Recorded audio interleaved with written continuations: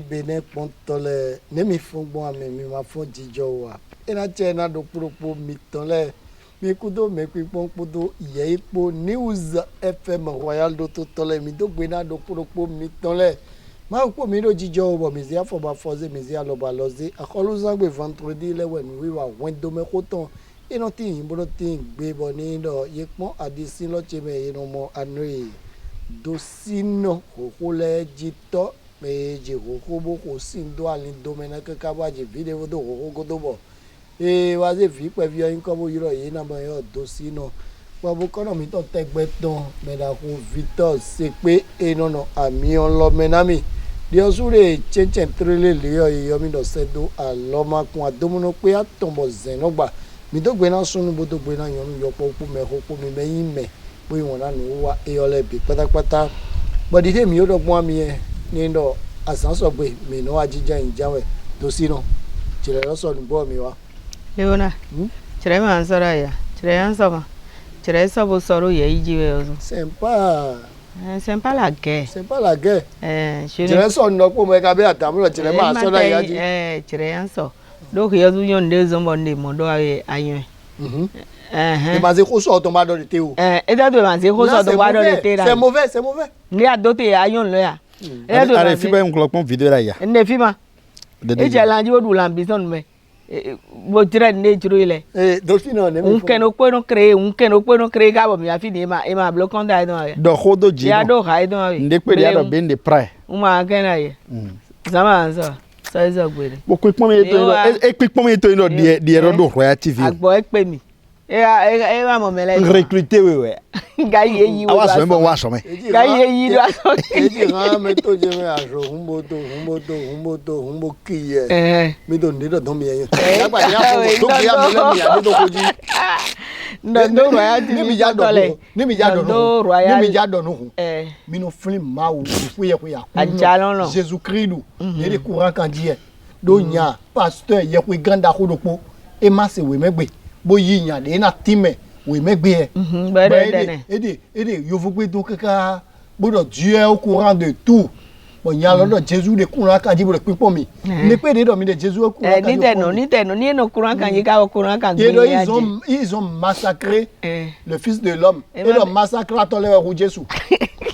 baka ayan do so de tina ima ayan do kwedi dare tina mais ils ont massacré le fils de l'homme et do je massacre est-ce que tu reconnais ça Dieu mais nous massacrer tout be aba pon klomia bon hogbe me bon sinzame tu me menaces dosino et au so de wa isi ho o wai non khoto mi to en blo mi yuro mi bo mi no fune bo nde lejo mi ka wa pété dion mi wa pedo émission fide me la ko gérer à côté yo e yoro mi bolo mi na no wa so de mi pe da so kokon e ma do na ke di wa fi kokon le mi na évoluer bo continuer e ma hi wutu nde abe ano me ponto Royal TV Benin ton le toro mi ton le bere zo mo nde abe ano ni amo fije ga jawe e yan wa we san de di me ole e yan ti ado propo mi don do mi ku do peji ni na Jésus Christ za wa nu vie de fima Victor c'est quoi gono dona mi do gbeun wono jenjin de mo je gbeun ji me atan ole mi je nde yi no patan we nei do me atan ole na pon bo horo ma se hwen do mi do me ba suwe no tabaro chi ya ko pele ba no tabaro chi ba ma ko na fi ma me wa lo ma ba ado gogoro glan lo do azuiro no ide bo no ide ro ba ma do to vodun hunzi mo do so ho ohun ra me aye ohun da me dosi no ni vodun da me vodun hunzi mo do so ho ohun ra me se dosi vodun da mala me ohun mo do so ho Royal TV Benin we na doto bona yon do kolon de fi me ko do me do na fa ara han suwe bo suwe na beto mejo me an jo han siwe ba siwe na mejo me ni azon do na yinu kon we ndi na wa gbe fi ara yin sugbe don le ko do me ko wi nya kana do to bon na yo ma e na chena mi ozo le ko e kon e na chena mi bo jenu kon we mi na do gbe na sunu yonu yo po me ko po mi me yin won na nu wa ko do me ko ton le mi me je po bo do be nu wi wa da gbele nkan to tin bo de Benin symptôme de wo gbo to lawo vale lo me de obo de dangbo symptôme do ni nu mo nkan to ka tin kere yedo na do pale do bo edo na yin hun pa me bo yedo na no to de pade me ko chobo na no zeje gbangba bo mi do pa mo nkan ton bodo yin na do fan club o do me ko mi do gbe na me ne le bi sunu yonu yopo me ko mi me bo de fan club ko do me ko ton jile ina che na mi gbenu na ze mi daga no ko yi na tin yi na yon gigo na yon ali mono sudo kedaga maude do jipo do po ina zo bo dagbe si won na wuna mi nde do poropo mi ton le mi no wa bodo du nu enu mo nkan ton le be ali na fun bo na de hun bo jeji na de yin mi ton so de keka sa me si enaje po na je mi si egbe na pon me enele mo fune boze e so na ga mi pon egbe mi ton me ya ma o mo na dike bo kwe pon ene ina o do wezu afo na mi bo mi na ije kulo na ken to bo biyo we chobo na mo kwe pon ko kwe ho ve ma si mi kwe na wa akwe ku ma wo mi kwe na wa tagbe na ndo kuro ko mi ton leton esha mi wa jija inde te si azanje ko ta de kan mi na no de fan club o we do me ko ton ji e nu e de gbe togbo po de sunu glegbe nu asi sunu gbo bo eze godobo ze inu kon bo ze pon bo eje ko me bo kha bo ero nu je le kre gbe togbo me to ino yilo dewu bodo mi na yilo mi me yin me bodo pon Royal TV we do me ko le dewu mi me yin me bodo do to News FM Royal le edo mi na yilo mi dewu ete yin neja konji na visunu glegbe nu e yan edo mi ne e da si eton bo ye da si bo da e dede yi asupo asipo koli yan we nu e da si e ede mayise me bo nu a lo wa le konja no gbon asi e wa yi Jesu Kristu se bo wa do ho sifu ye ko ton na yan kaka bo yan lo su e wa se ma o ko wa yi Jesus se bo be de akulu no godo bo de akulu no zin o sele akulu no zin su le ye de yin de ko do ene me o fifa kodo nu kan yi po de tetin de ko do mo nkan to me le so we ya le so yan la vi kuno propo ene wu edo file de susu ya mi ton ede alo wiwuli to sin gbeji bo bagande alone bo fun ino pon yon lo sure alo wiwuli sin ogbeji oh gbenu pacha me we pacha yan mi ton lo vi sunu enele vi enere edo le sunu awe yonu awe sunu lopo yon lopo de yi me ko le yi le ye penu kun do we lo bo de nu kan yi bo ba ki de wa idinwo yi de bene to mi to fi bo fi awe ni le ye dinwo yi ala vo kan kun le o eyin jebo e kan wa bo ye du anniversaire bo ye ko akoko ebo ma me de ko gbe le bo do be akulu no wa nu bo fi le ibaki bo din fi le din bo ibaki bo yi ala vo e akwede no college danse ma general e ma we no iji ala vo don si kwe no asu po pede kwe lo wa yi bo inu kunke file iji ala vo bo we ko me na be ma be fune jan gane we nu kan bla me do godo de we nu kan bla me do nu kan papa azongble papa ma zo mo fi ron ibe do de pepe nin kan blogun azon de gble de azongble bo ye wa nu ka gabuna da lo ko godo na papa bo na yan zo azon me yo abe bene to mi to me 500,000 bo be jona o papa bu do o bo ze bo wa ndina azon de me ade do diplôme de ado da yibo de azon yo me e ma yin diplôme de wa so yo de unu di odo le bi wa tintin din e amayi me de je ke azon mo nkan to papa be 500,000 wa godo ipon ke ga azon be nga kun da yibo na ije me so no po de bo de bene to me me bi no wa meleno black cravat klecho be je same no wa wen se mi jan papa wa ze kwe ne 350,000 do po ji bo ko keke zemi jaun don do po bajaj yo to we papa ho e ko bajaj bo na kun bajaj ne sunu ko sun awe une village iji ala vo si ho wa bo via we ne le ye na ye do iji ala vo ko don bo filie teme fide na gbon le ye na ko kan ne le bi po we ma le ko bi ya akwe de le na papa e wa de yin akwe mi ton 275,000 ndudu po nu pen teme ka ya ko do agome kala vinele de ma o teme papa po ji ko to me azon di ogble ni nkan na blogbon yo pele ka di we se bo ibaki do popo din jona jo edo ogble le me mo me ra o mi ton wa to ko do po ji o po do gba me wa yoro si esan fifon de 5 du matin bo adi do yen ni oro o azon di ma gble bonga yo ni ngre keke yo din ni do san ku kre na no agba san bo no ko ozemi cha ndo kporo kpobo mo chengide mi andu na fi file sin we ko be kwene wa ne kwe umi ka ko do file ma na zo ayi nous quand mais maillon so déjà ni moja gbena no hun be mina sa keke lo mi sa keke mi ton dilo mina de ko zando aux enfants les ou au vilain na yi nous quand ne yi nous quand je so jan kele yi na wa ni epo le maman do ko jo ko papa do to ko de ko dagbe we maman de na sa keke ne mu kana sa nyaji papa do 350 sa yi mi ma 350 ko yi mi de ba ka ko ne mu de zo wa yi àmọ́ ní o tún jí close ń wẹ̀rọ deuxième mai ou bénin noir náà yọrọ̀dọ̀ ní mi tẹ́ mo mẹ́lẹ́ bọ́ ìgbẹ́tọ́ kúrò ní kúta ẹ̀kọ́ mi sì lè 300 000 lọ ó yan mi tán màmá rẹ̀ ní 300 000 yàn sáyẹn de kẹrẹ́ mi lọ su màmá mi náà họ kẹ̀kẹ́. pọ́sù ahọ́ kẹ̀kẹ́ rẹ̀. ẹ màmá rẹ̀ mi náà họ de papa sí.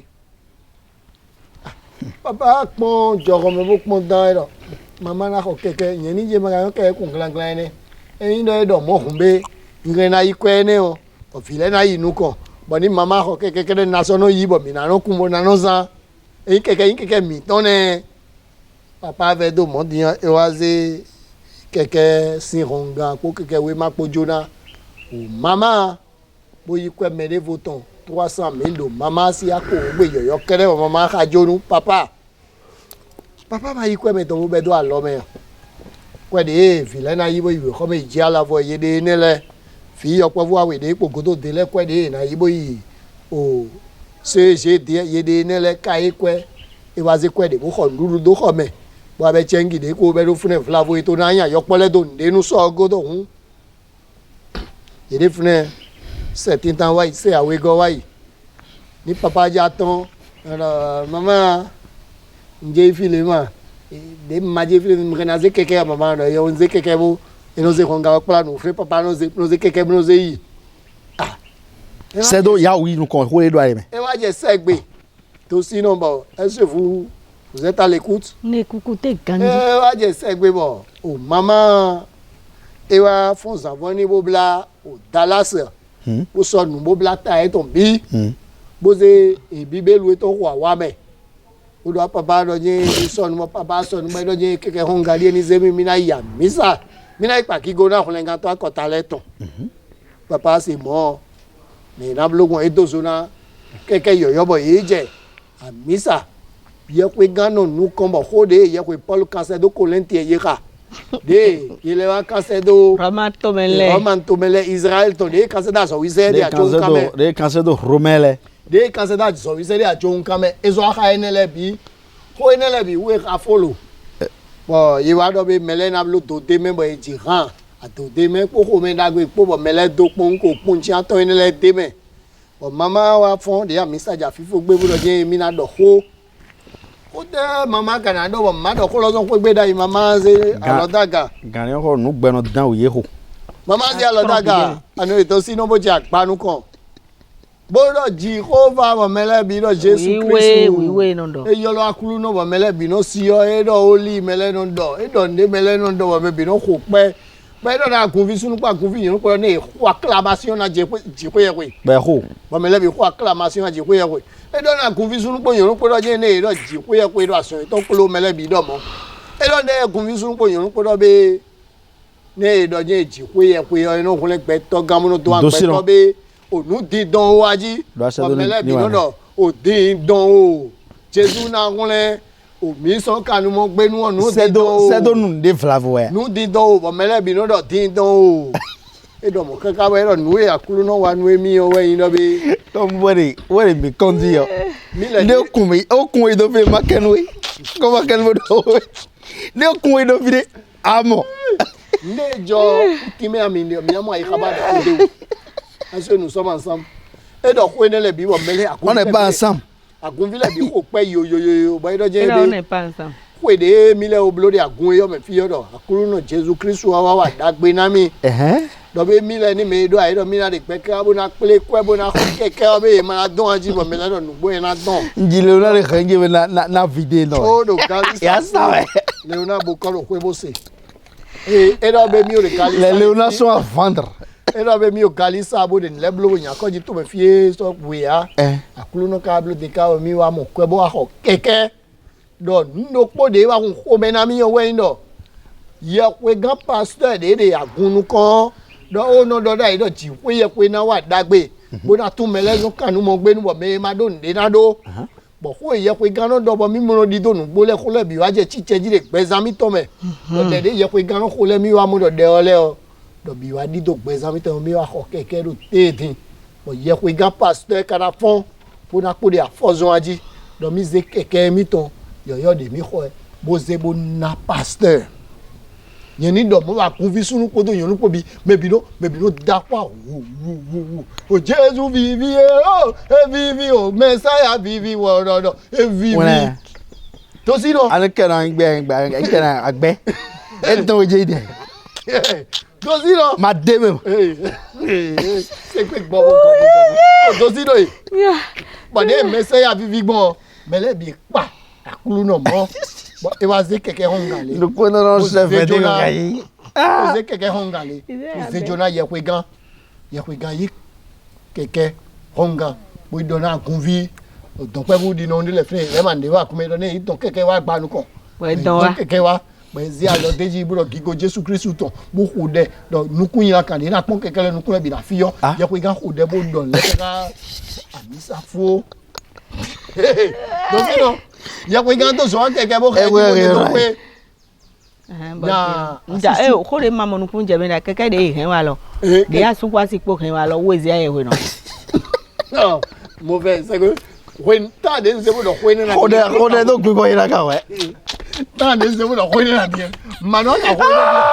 owo keke di ko igbe me de lo kiri de ji mo fitan se pe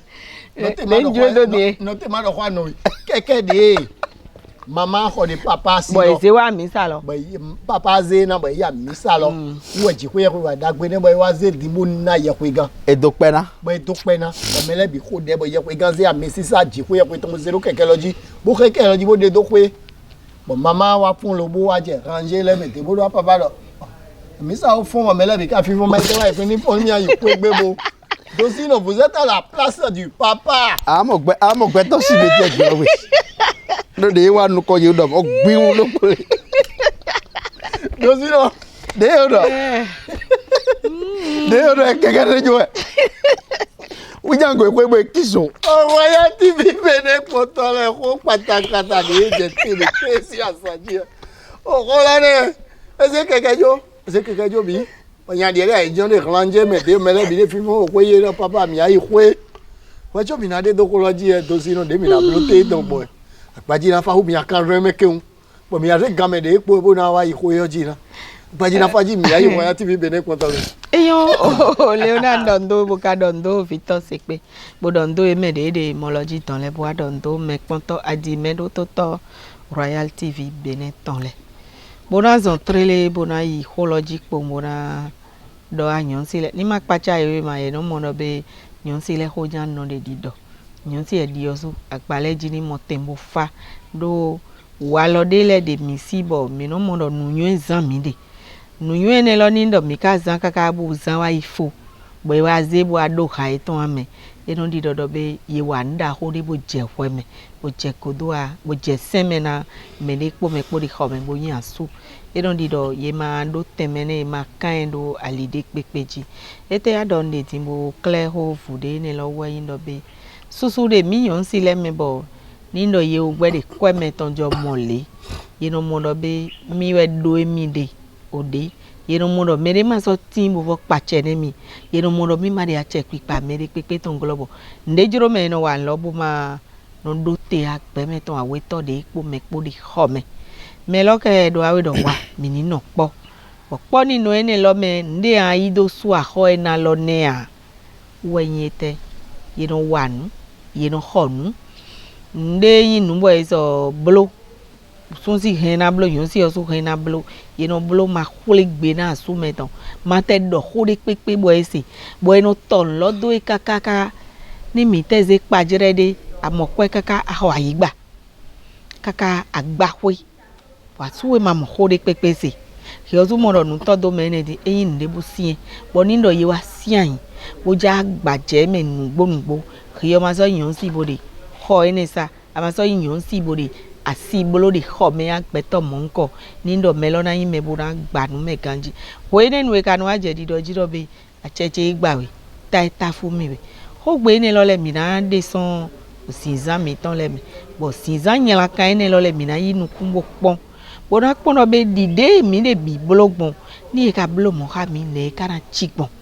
nyon si ma do na wande ma do te na sueton ma khule ya sueton bo na ne ayi ka de o do ko de nu ade bi blo wo nyon awe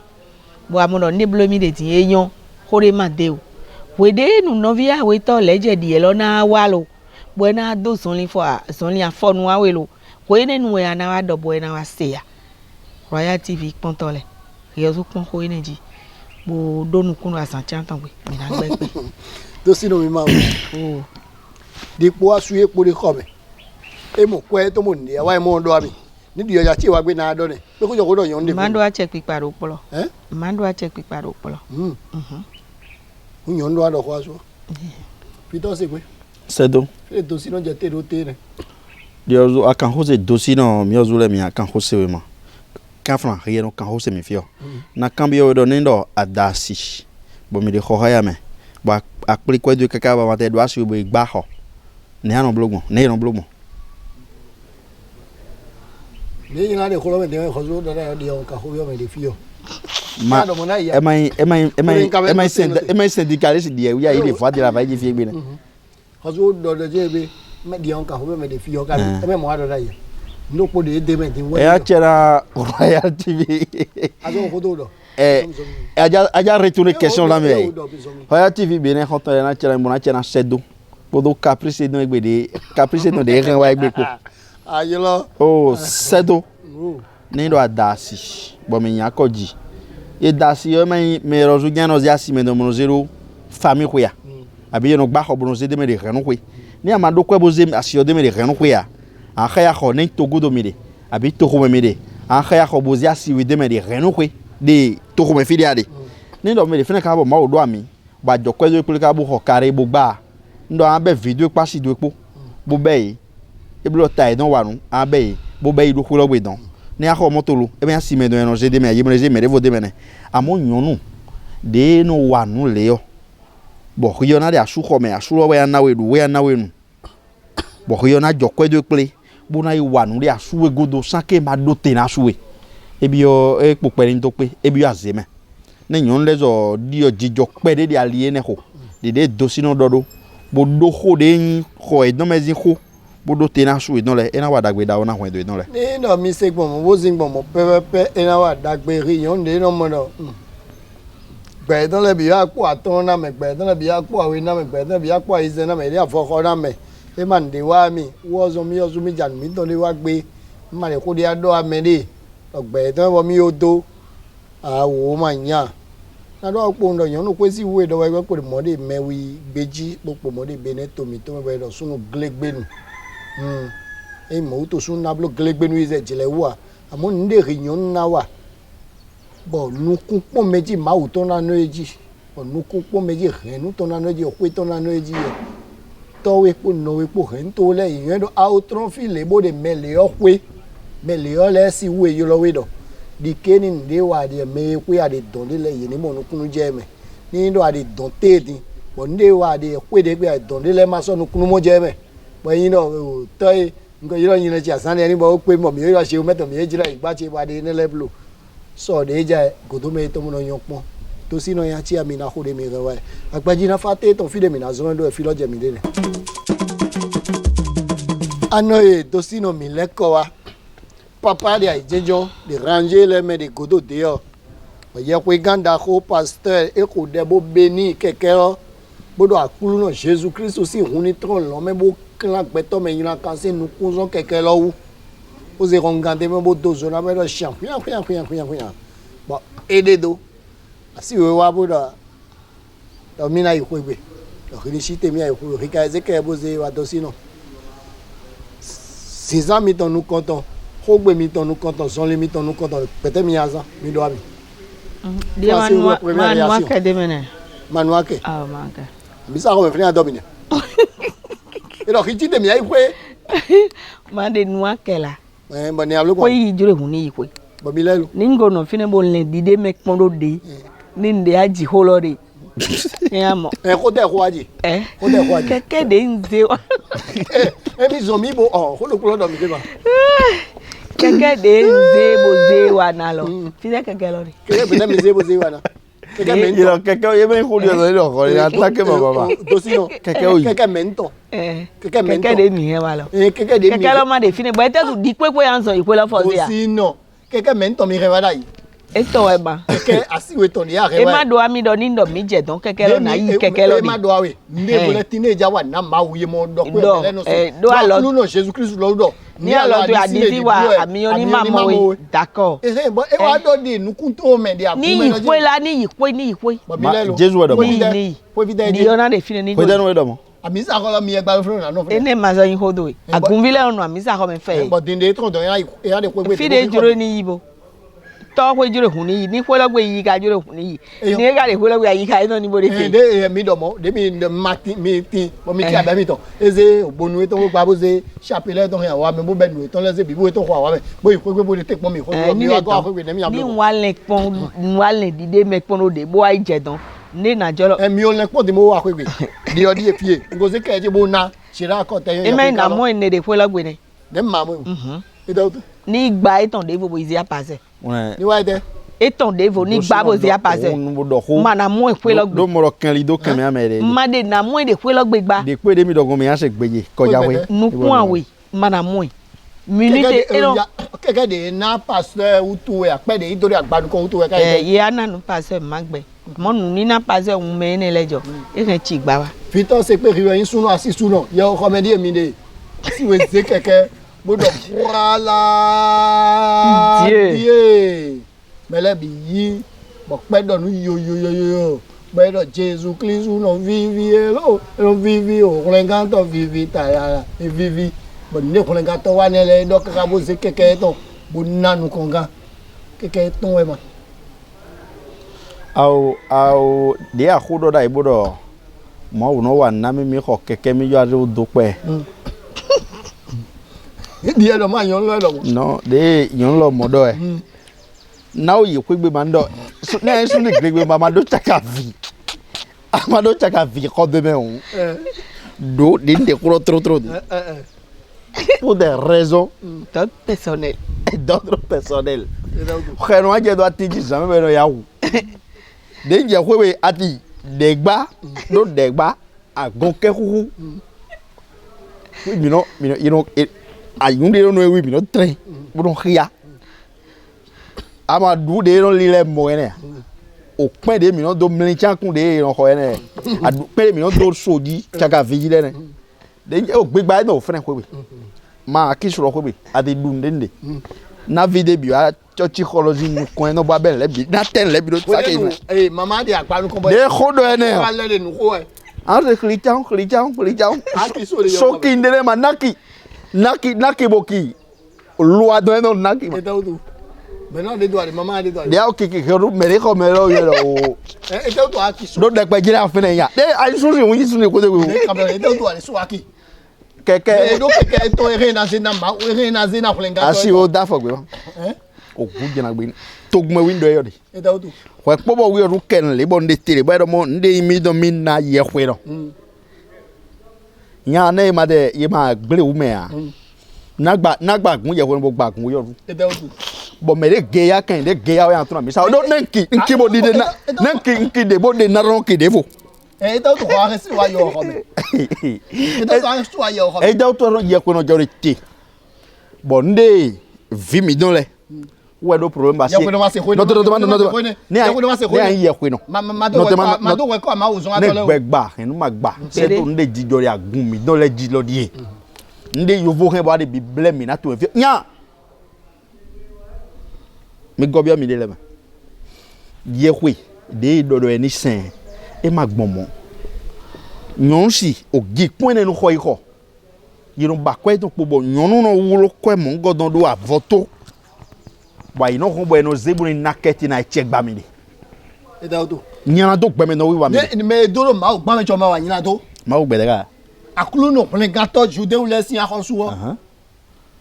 Ke bo me na ja mi ve point ne bo yan na asogba de o ku koko wa yi. Ba sanle no le ko nbo beaucoup tabi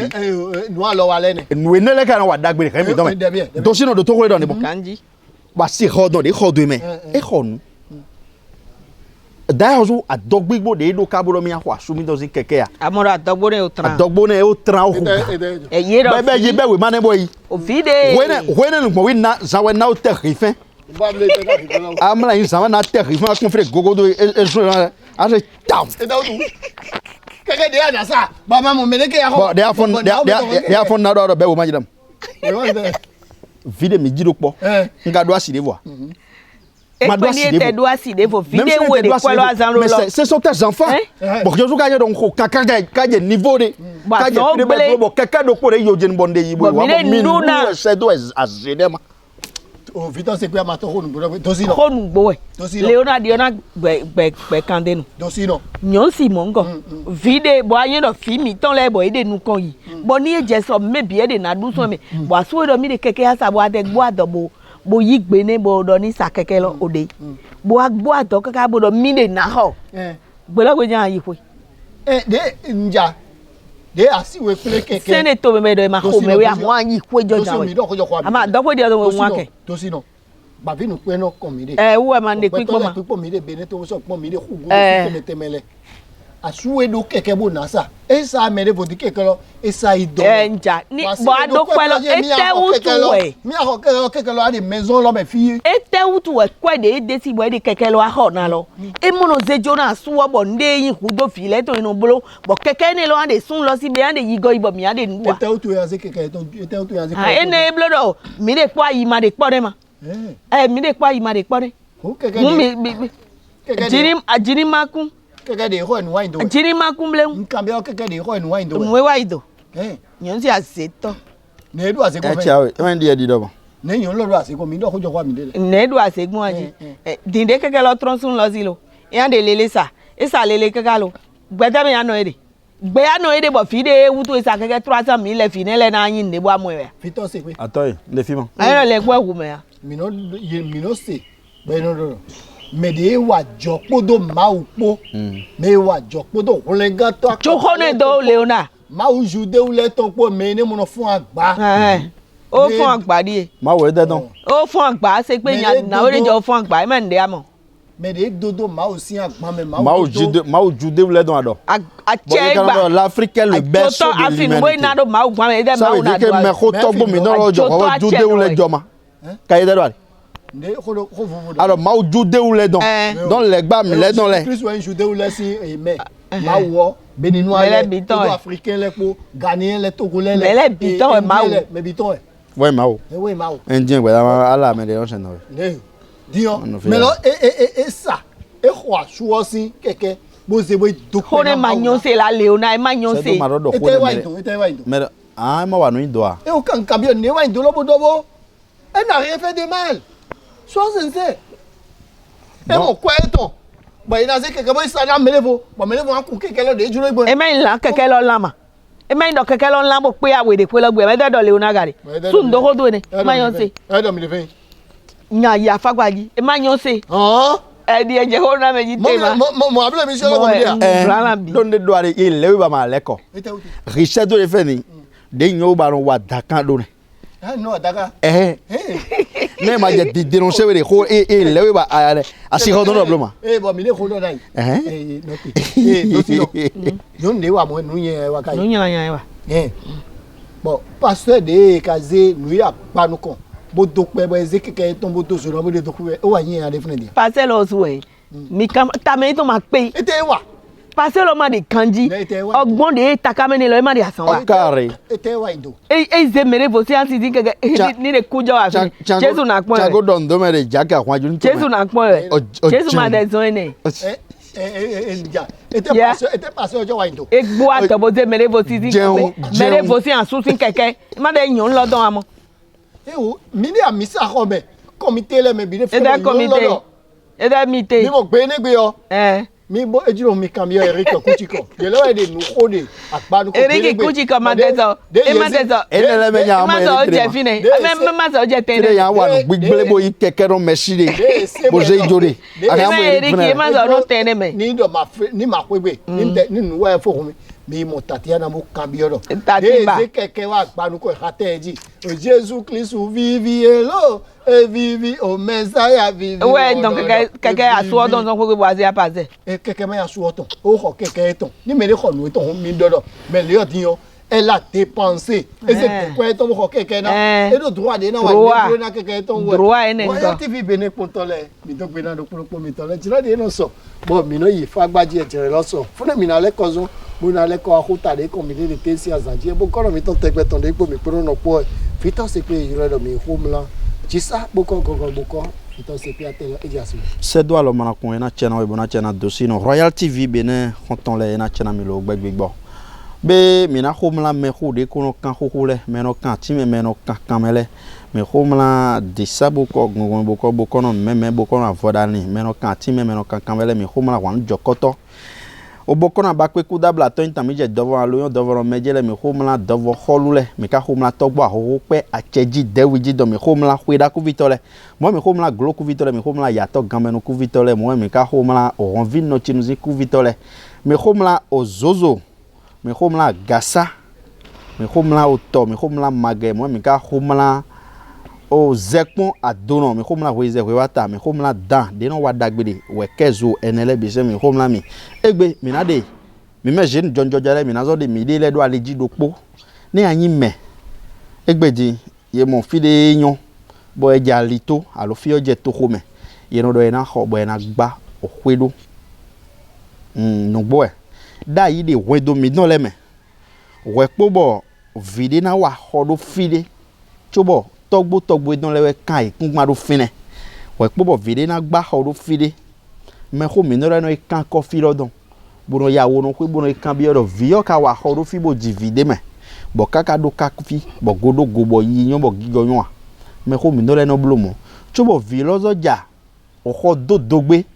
edo wi wa de le bo no wa do hogozu enele me egbe tin mo de fide le kaka je egbe rio jeune de minidi ye no hu hodokpon be no wa hokpon e no zombo mi no mo be no be vi me no le asi me don mo le jiku jira e bo no je hwede legbe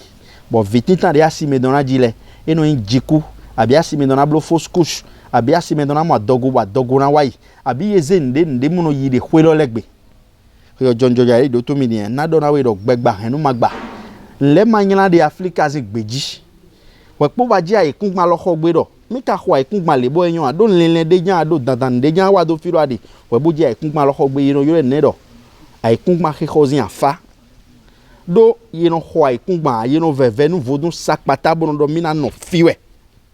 yino ho ai kun ma ilo yino veve nu vodun sakpata do mi na no fiwe ni do aje wi wa mongo don blogbe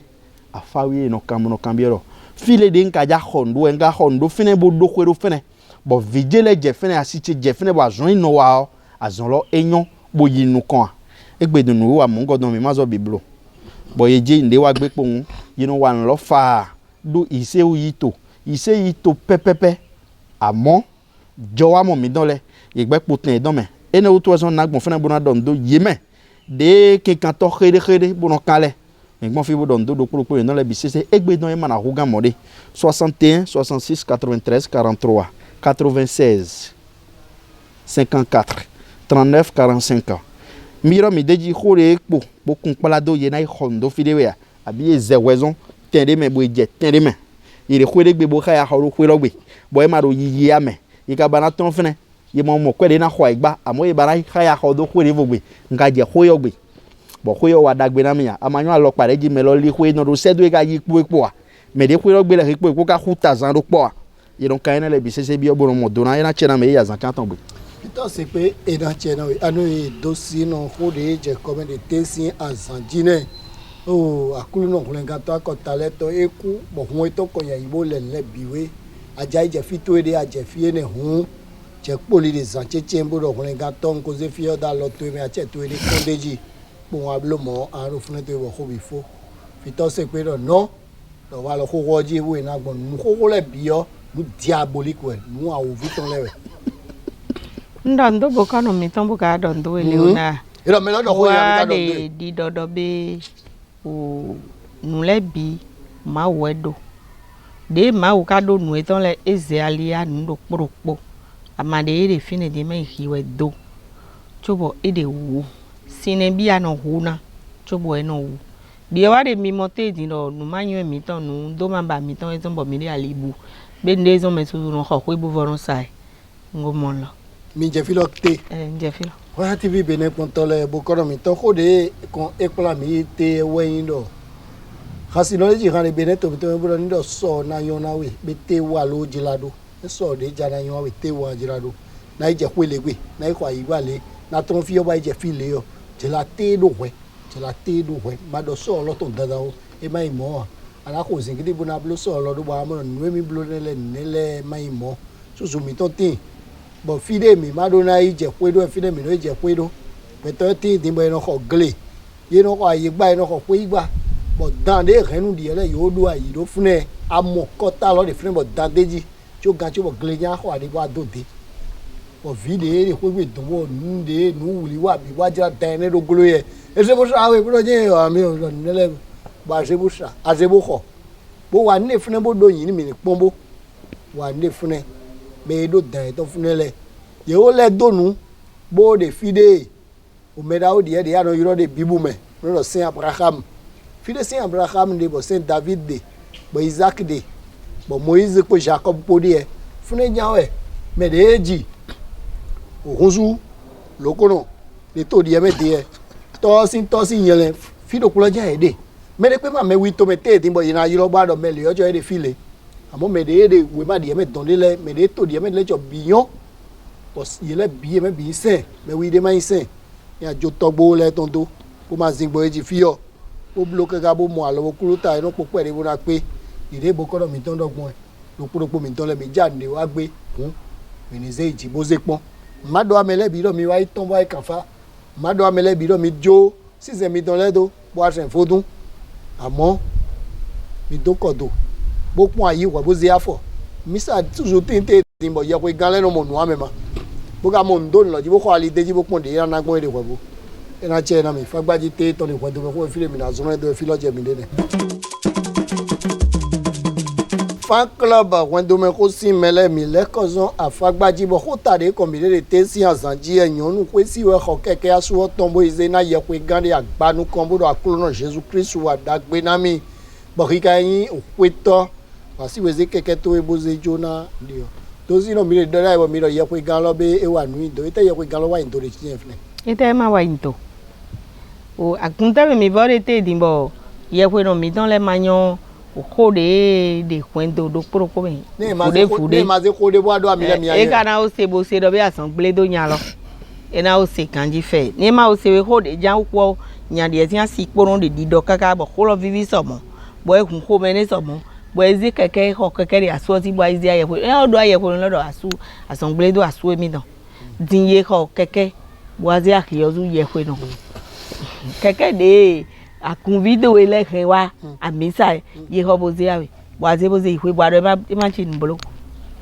e ma chi nbolo ko ne ma de yon tele o na ma zo kan ho ma yon se vito se pe nya mi ton sunu glegbenu e kenu e jinja yen ton bo ragbele ro kan e pepie ton bi ma nu ke o yon logo bo ga de ko gbe fune bo de yi gogo to yi bo de nya sun lo no vie sunu wewe mi lo ye je nya lo sin godo bo ago akwebe o fo mi le fi ero mi le fi o keke do de ason ple ba ko se mi yan asi mi do ko bo do pe na de agbanu ko de aglo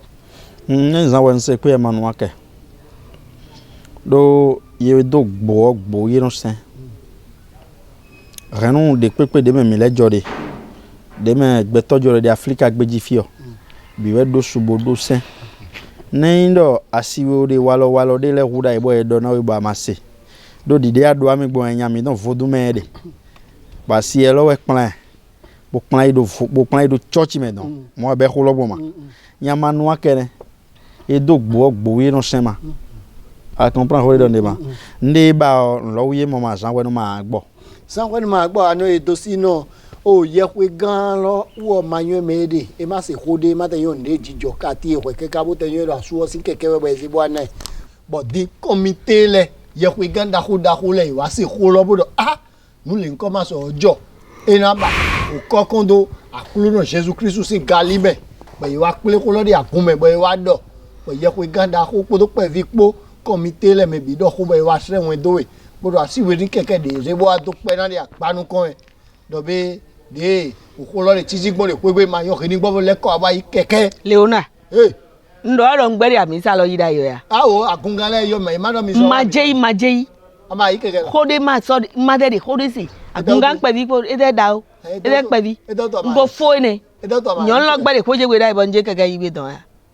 asiwe ni keke be na ena bono madin o na passe ye ni jere Peter se pe Ato. keke to we nu kon gale wa do yin ro de no je nu bo edo eton pe de be na tonu kume iro apase oni kosu so gbe kan do afo season mo so pe de go pe do si pe we na ze alogoto wa iyo jo ma yan alogoto iyo be de yin gbo ma yan ago keke jo asisu no iwa iro ro kiri wa keke to ba ze ikwe E monukun je me bro pasteur e ma monukun je me dai do azongble do agunvimi no. e ma ni wo ma te ko de se ye ko ino de no ko amele ma ka ko me bi o demande amisa lo ipo e no ko de pe yun pe ma yun pe foro fini Sedo nga o do version je de bibe me ma. gbodo ne o E ma ya gun lo e na pote kaka bi pasteur na pote ka ma keke iku ya. ana o de so do me bi we wo ale mo do dai ma ano bi akiso nem de fina mli chan kun ko bon de do agapo wa na hen bo hen o ndi lile moment e o ro ro ni nu gbengben de vique mo ndi ji mato de mi onjin ironjin pen ne nya akun mi pare don o yo kori don de mi nya gbe na da na hen na ma na be ndi no nya gbe le na vide bi a koro nu kan bo ya pen lo gba fina na vide ko ro po ni pen gba na pen gba ba pen de ya le pen jo gba ma en geun le po won amoye zin de yo egbe no eno friend wa we ne mo ya gunvi ya si we wa to pe de agbanu ko ne gba ren so wa agbanu ko bo ade eta o tu we gbejo ri adan non amudo gbigbo ma ise ton wezo ma mo lo ro gbejo ri adan me je suis entre la mort et la vie eta o tu la mo ngo ku gbe po chichen ma asire be kwe ko me bo ho keke da ye bo ga yon de mi de pon amoro o ohun de dio we fo edo no dio ne ndo anlaka inu me amo wo kan lo no dio don dio ru pa ma ro jijo re ma am lo doro iho re don go yen ko yo fi de je bo na se nu bi do ma ba je so de ji kaka bo edo o so mi no le yo yin luwa so we akini ni npo gbe ne gbe o meyin o coral si me bodo akulu no vivier lo so pe we kata so ndi ndo de vivi gbero e ndi ndo so po e no de meme ba je so pe we oh to se pe na che anu to sino chere de na mi chere lovo nyonu mon ko to ndo ami do filo ko ne do rio de vie awe sun lo ko de ji ala voleme bo mi le we to mi to sa keke ko ne nu bo za ko do to mi to ma do ho di ami bo mi yo wa to azongo do we to mi to do mi ka do keke we le nton we chi we ni to mi yo no mi to e ko bo ina ye ko igani agbanu kan to sino báwo la fẹ́ ṣe gba yon lewe do mo oh dia mandere khori ado afilo le o tolo zu ho edo adogbo bo yon ho hen do pegbere nlo re jijo pon ya to na uru edi o ma zo hen ni jo radio de ti me yo to na se to na o se ho ho filo le na o se bo yon nde wa nu no edo yin ne jire bo ya o yin ro ni mi gan ma de na mo de kwegbe ete utu era ibo ja o fi ma do ko de bo de na dana mejito ni ndo ete chigbon mo filole aloje yan do akonji ato e don do de pe de chigbon ni po mi bojodo bo filole ozu anyo de an blogbon bo lete ato e don fude bo keke devu yan tek mo mo ne oh filole sin do me uja do sino agbepo de we nu mo nkan ton jo e fi to se pe weyin suna si suna bo ze so bo de kun de akun bo won ya for no we bo do je ho keke bo ina je pe gan utu rivi ni ana blogo ni ti je fune oh dezo okunle wure gangun enwure bloko ene ni to si wejo so kipe do sino pe to me yan kan fi to se pe mi wa for nu wa to ko ti ado ba do àwọn yan tv de to mo fi von tro mo vivo nu ami ni dia ma do hore bu na do hugan fi me de yonu si bu pinpon mi din ena pacha mo yan do mi no ya o pin do yon lezin hoji onu gbo e àmọ́ mi mo egbe etin supo egbe bo vi supo ran bo ne ti togodo bo to idon zin godo jan we ron de ye mo bana kan no bio ni ete ateji video to kwe bo so kukan bo so de aro bo so nde de aro gbingbon nde pepe wa lo mi don egbe don le version bo vile de rin hona mi aro do azegbon de pepe aro de kodo egbon de pepe de lo ma di wo don do wa lo jo wa lo wo eran wo bo ni do ejeso ye no adule don vile rezo do hein bo jie akweda siwe bo enya viene ni ndo tolo ma ido keke wene no bodo mina salo e bro 300,000 na dia siwe khome bo anjo vile do bo na gobo na chi khogbe bo ne viene le ka wa ton no so ye no do mo meji akodo viji mi ro do hun mi ro ta mi ogba mi no zanu kle ji khu mi pegbo mi wa ne mi dana ke pepo be ma fle mi 0 + 0 = 0 ye zewe do fine bo anyi gbon ejito gan ho ene me ye zewe do fine bo anyi gbon ejito vilogbon di bo wa gbe me nde pepe de ado ho ene de ma di we don do akwa yo don mi anu kon ho ene no bo de a blogbon puna nyo de passes nu kume eto bi ba de do passes ni dawe hun yo su passes de pipon mi ena juro mi do mo pasteur anya agunga anya yekweno wi anya voduno wi anya do kuro mi no le wuri de me ni bajuro na mi e ma inde nyonu le zere na mi bi we mi na ya ye gbado na bo nyon agunvi na ngodon de nu na me ye gbado na bo ka nyon agunvi na ngodon de ho ren wa megon e na wa dagbe na do kuro mi no le bi sese e ya zan cha ton gbe e na che na o ya no do sino mi na jete o le na na che awo che amele bi patapata do po o se pe o do ho di o tuna gbon ye kan yo mo ando anyan si le dodo be wade mayin mo bo eno hu nindo atedo nu osu bode na iname apon do de pegbede we no pon mo do yin ko afi apon de mi de gbon de pe logbe amo ali de ji nu na me yo jogbon yin de bo do ge bo nyan fu de bo hen asu bo gba pon dodo bo gba kun osu do di o na bi oyan si le do be wade mayin ne bo ye no hu o ye fwe no le osu nu e wa na pepepe amo ni ndo nde nu na me de le wa je na me de le kame yini batona bo monukun je me 33 choboyi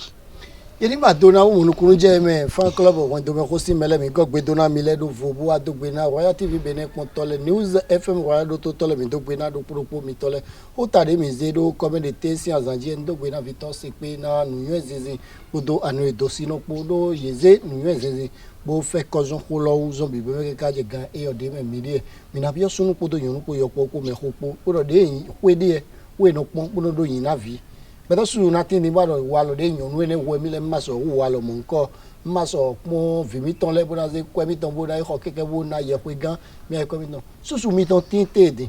susu mi ton tin tede bo pon ene de misi bo pon ene lo si hundo we vi mi ton le do e mi ren pon ene do fune bo mo do gbe de pon yawo eno pon yo pon fu bo pon ene makaso inu vode we mi ze wo wa na mi na idope na de fodu ko ke mi na idope na de mi sa ka mi na ze pon ene lo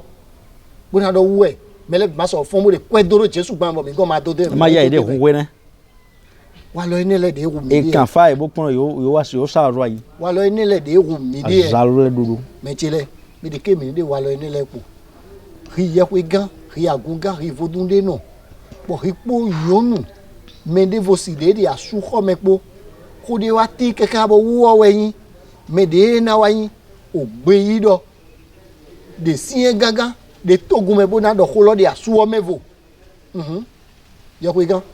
ko flen na ko lo pe de bo na we e ko de ado Jesu wa dagbe nu bo magbe asu we wa o me da yo Jesu wa dagbe asi we ko de do ne ko te amode wu do sun teton na yin wasi we ko keke towe ejigun ade bo le se mi nya ku mo ye ni na ko me bo ze kwe ne bo za do fito ele u de university bo ko ze kwe ne lo ko ze keke ne bo do mi na ye kwe gan ah ayo le do aje ke la na o mo ku le ni ke do nso o fi fon te boku ya ro ke de do mo fi so we ku vi mi ade mo blu ya do be ri po ye kwe gan po be mi do ai mo lo do meji ko ati le riwe de ko don pla ye kwe gan do ko mi ton le o le debe ni ba tin ati mo ye ko ran de do ai are do o le debe ni ba joro mi ni ro pe to le bi ti mi me de le nu do me ko po ai to ndo de we legbe din de do ko wa ro mi le ton le mi lo ni ton le mi mo jan ri agbanu kan ba mo so de ye ọkọ mi ni mo jan ri agbanu kan ba mo mo melo o do gro be ale mo da me le po keke de ina de bo bu ebi we ti do ki we de a se duan ye ko ka me ro ke a me ro ke ro je Kami so ma ga je nde ye ọkọ mi ina che na do kuro ko mi ton le mi do pe na mi ni wa ko do me ko ton le tensi azanji a do mo pe atombo zeno gba no do sino Vito se kwe kodo no vive ton se do aloma ko file mi na zono te ton do filo je mi de e ya sa cha don be